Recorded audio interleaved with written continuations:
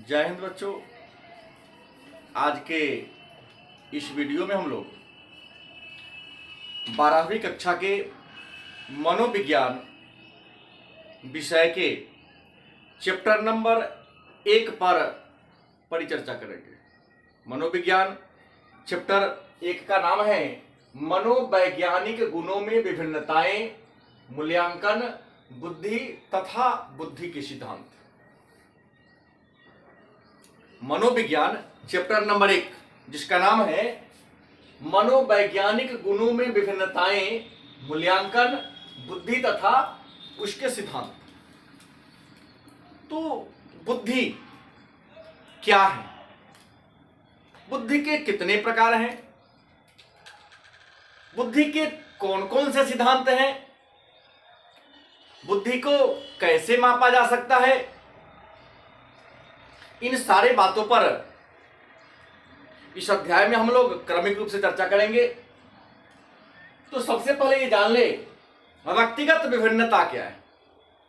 तो एक व्यक्ति दूसरे व्यक्ति से, एक व्यक्ति का दूसरे व्यक्ति के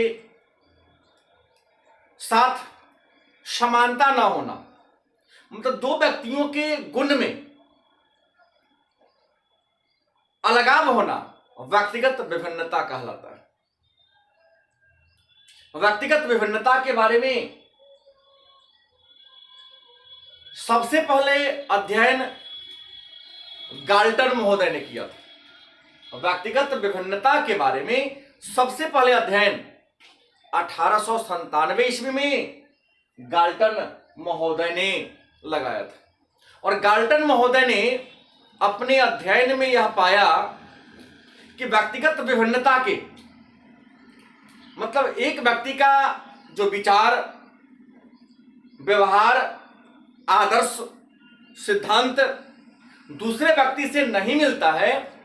मतलब व्यक्तिगत जो विभिन्नताएं हैं, इस विभिन्नता के कई कारण हैं। पहला, रुचि से संबंधित कार्य, मतलब संसार में जितने व्यक्ति हैं सभी व्यक्ति की रुचि भी एक समान नहीं होती है।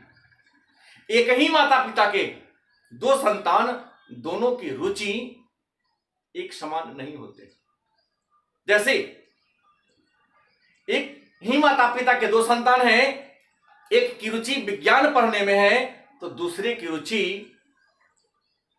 वाणिज्य पढ़ने में है।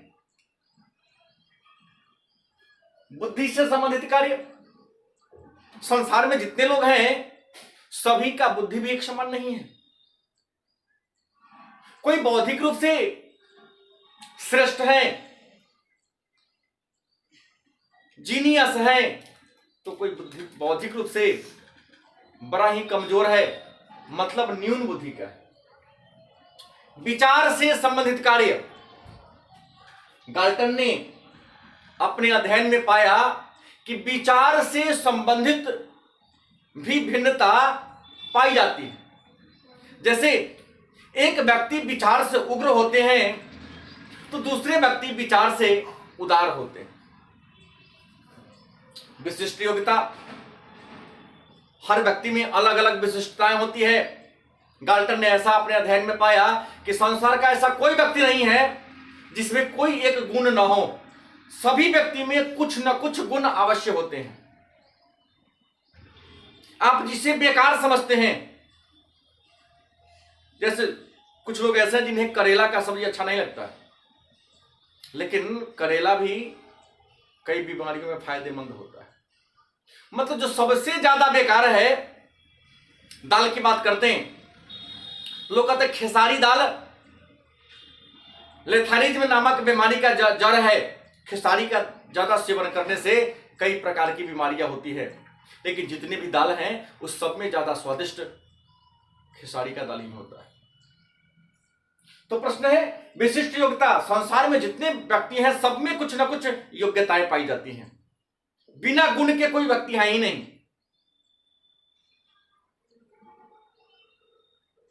संवेगात्मक अभिरुचि, संवेगात्मक अभिरुचि संबंधी भी के कारण भी लोगों में विभिन्नताएं होती है। संवेग में प्रेम, भय, क्रोध, ये सारे संवेगात्मक बातें, दुख, जैसे एक व्यक्ति दूसरे व्यक्ति को दुखी देखकर दुखी हो जाता है, लेकिन कुछ ऐसे भी व्यक्ति हैं जो दूसरे को दुखी देखकर आनंद महसूस करता है। एक व्यक्ति है जो हमेशा सबके साथ प्रेम की भावना से ओतप्रोत होते हैं, लेकिन एक ऐसा ही व्यक्ति है जिसे किसी से प्रेम और मित्रता नाम का संबंध ही नहीं। उसके बाद आर्थिक स्थिति संबंधी कार्य, कुछ लोग ज्यादा अमीर होते हैं, कुछ लोग ज्यादा गरीब होते हैं। तो व्यक्तिगत विभिन्नता, शारीरिक विभिन्नता, शरीर से विभिन्नता है, कोई लंबा है, कोई छोटा है, कोई मोटा है, कोई पतला है, कोई गोरा है तो कोई काला है। तो शारीरिक विभिन्नता ये व्यक्तिगत विभिन्नता के कारण। अबे बुद्धि, बुद्धि क्या है? तो साधारण बोलचाल की भाषा में बुद्धि का शाब्दिक अर्थ विचार से लगाया जाता है। बुद्धि का शाब्दिक अर्थ विचार से लगाया जाता है। इस संसार में जितने भी जीव हैं, सभी जीवधारियों में जो सबसे श्रेष्ठ है वह मानव है। मानव इस संसार का सबसे श्रेष्ठ जीव है। इसके पीछे वजह यह है कि मानव के पास बुद्धि है। बुद्धि के कारण ही इस संसार का सबसे श्रेष्ठ जीव मनुष्य है। बुद्धि के बारे में प्राचीन काल में बुद्धि का मतलब तत्परता, मतलब किसी बात को कितनी तत्परता से सुन लिया, कितनी सावधानी से कर दिया। तत्कालिकता, समायोजन तथा समस्या समाधान से लगाया जाता है। प्राचीन काल में बुद्धि का मतलब तत्परता, तत्कालिकता, समायोजन और समस्या के समाधान से लगाया जाता है। बुद्धि क्या है? बुद्धि के कितने रूप हैं? बुद्धि की सही परिभाषा क्या होगी? तो इस पर विचार विमर्श करने के लिए, बुद्धि पर विचार विमर्श करने के लिए 1910 ईस्वी में इंग्लैंड के मनोवैज्ञानिकों ने सबसे पहली बार सभा बुलाई थी। उसके बाद 1921 ईस्वी में अमेरिका के मनोवैज्ञानिकों ने बुद्धि पर विचार विमर्श करने के लिए सभा बुलाई थी। और 1923 ईस्वी में विश्व मनोवैज्ञानिक संघ ने एक सभा बुलाकर बुद्धि पर विशेष विचार विमर्श करने का काम किया। मन में प्रश्न होगा, बुद्धि क्या है? तो आज तक विद्वानों ने बुद्धि की सर्वमान्य परिभाषा क्या होगी यह नहीं दे सका है। मतलब बुद्धि की परिभाषा के संबंध में मनोवैज्ञानिकों में बड़ा ही मतभेद है। बुद्धि की आज तक सर्वमान्य परिभाषा नहीं दी जा सकी, लेकिन फिर भी विद्वानों ने जो अपने अपने विचारों को रखा बुद्धि के बारे में। सबसे पहले स्टर्न की बात करते हैं। तो स्टर्न ने कहा कि बुद्धि एक सामान्य योग्यता है। बुद्धि एक क्या है? सामान्य योग्यता है, जिसके द्वारा व्यक्ति नई परिस्थिति में अपने आप को एडजस्ट कर लेता है। मतलब बुद्धि एक योग्यता है, वैसी योग्यता है जिस योग्यता के कारण एक व्यक्ति जहां भी जाता है, जिस माहौल में जाता है, उस माहौल के अनुसार अपने आप को ढाल लेता है। मतलब बुद्धि अभियोजन की, मतलब वातावरण के साथ अपने आप को ढाल लेने की योग्यता है।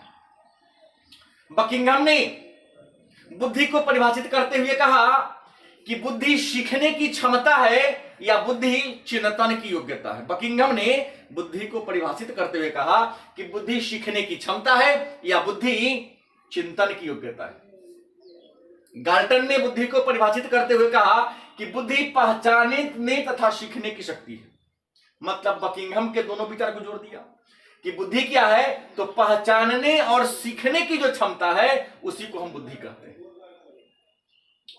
टर्मन महोदय ने बुद्धि को परिभाषित करते हुए कहा, बुद्धि अमूर्त वस्तुओं के विषय में सोचने की योग्यता है। बुद्धि अमूर्त वस्तु, मन में प्रश्न होगा अमूर्त वस्तु किसे कहते हैं? तो वह वस्तु जिसे देखा ना जा सके। जैसे हवा आप देखे नहीं देखे, तो वह वस्तु जिसे देखा ना जा सके, जिसे देखा ना जा सके और उसके विषय में आप सोचते हैं। जैसे ईश्वर है, लेकिन ईश्वर को हम देख नहीं पा रहे हैं। तो अमूर्त वस्तुओं के बारे में हम जो सोचते हैं, जो हम विचार करते हैं, वही जो योग्यता है बुद्धि है। यह टर्मन ने कहा। थॉर्नडाइक ने कहा कि वास्तविक परिस्थिति के अनुसार अपेक्षित प्रतिक्रिया करने की योग्यता है।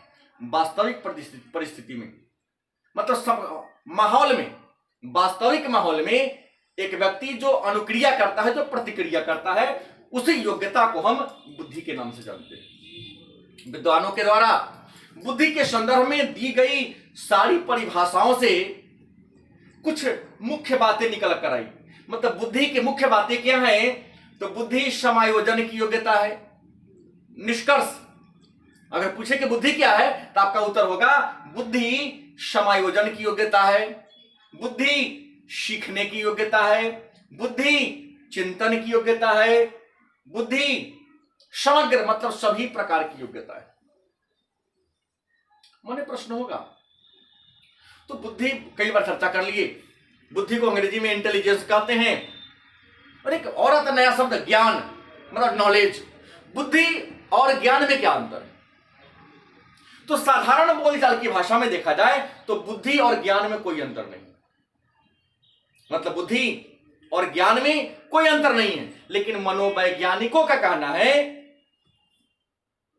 मनोविश्लेषकों का कहना है कि बुद्धि और ज्ञान भले ही एक दूसरे पर निर्भर हैं, भले ही एक दूसरे के पूरक हैं, लेकिन बुद्धि अलग और ज्ञान अलग वस्तु है। मतलब बुद्धि और ज्ञान में अंतर है। मन में प्रश्न होगा तो बुद्धि और ज्ञान में क्या अंतर है? तो आप जान ले कि बुद्धि जन्मजात होती है, मतलब बच्चा बुद्धि लेकर पैदा लेता है, बुद्धि के साथ पैदा लेता है। जैसे नवजात शिशु है, उसे आप गर्दन पर रख लें, गोद में रख लें, फिर वो आपके कपड़ा को या आपके शरीर को बड़ी मजबूती के साथ पकड़ लेता है। मतलब उसके मन में कहीं ना कहीं यह भावना है कि अगर इसको हम नहीं पकड़ेंगे तो हम गिर जाएंगे। मतलब बुद्धि जन्मजात क्षमता है, इसके विपरीत ज्ञान जन्मजात क्षमता नहीं। दूसरा अंतर, बुद्धि स्मरण पर निर्भर करता है। जितना चिंतन करेंगे बुद्धि का उतना ही विकास होगा, लेकिन ज्ञान स्मरण पर निर्भर नहीं करता है। ज्ञान शिक्षण पर निर्भर करता है, अनुभव पर निर्भर करता है। तीसरा अंतर है, बुद्धि के द्वारा एक व्यक्ति अपने आप को नई परिस्थिति में ढाल सकता है।